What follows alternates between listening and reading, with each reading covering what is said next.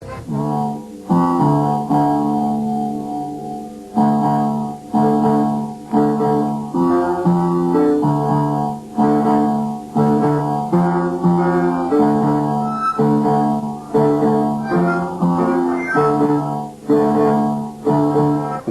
se čudne stvari.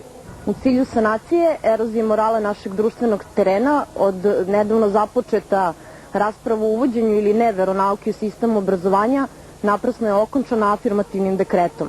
Od 1. septembra prvačići će po svemu sudeći pohađati veronauku, šta god se po time podrazumevalo. Naravno, kako je sve ishitreno, ni predavači, ni udžbenici nisu dovoljno isprofilirani, ali sve to nema veze, važno je da se deca raduju. No da li će se deca zaista radovati još jednom dodatnom predmetu? Svi koji se zdušno zalažu za uvođenje nove retke u đačkom rasporedu svakako su zaboravili kako to izgleda biti đak i kako izgleda dopunjavati već prepune torbe i mozgove novim sadržajima.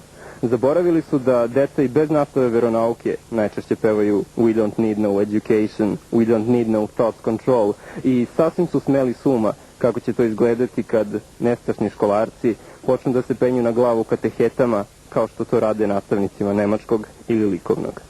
No od problema koji se time nameću ovo je najmanji. Ključna pitanja su: kako će metafizička problematika inhibirati i zbuniti prvake? Kako će se već sa 6-7 godina raslojavati po verskom ključu?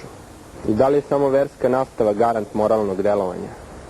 Etika koja bi se zasnivala na strahu pred kaznom na onome svetu samo bi bila isprika za one koji ne mogu podneti ličnu odgovornost za ono što rade u životu, a subjektivno prihvatanje odgovornosti ne znači njeno razvodnjavanje, već podrazumeva da je čovjek u svom izboru potpuno odgovoran pred sobom i onima koji su njegovim izborom pogođeni. A o kakvom moralu i doslednosti uopšte govorimo kad znamo da je većina svoje partijske knjižice brže bolje zamenila slavskim kolačima i svećama čisto pro forme, bez ikakvog daljeg udubljivanja u etičku, ontološku i gnosološku problematiku u kojoj sobom nosi religiozna misao. Tako, umjesto da se oslobodimo do apsurda dovedenog marksizma, samo smo jednu dogmu zamenili drugom. Želimo li sekularnu državu ili institucionalizovanu dogmu?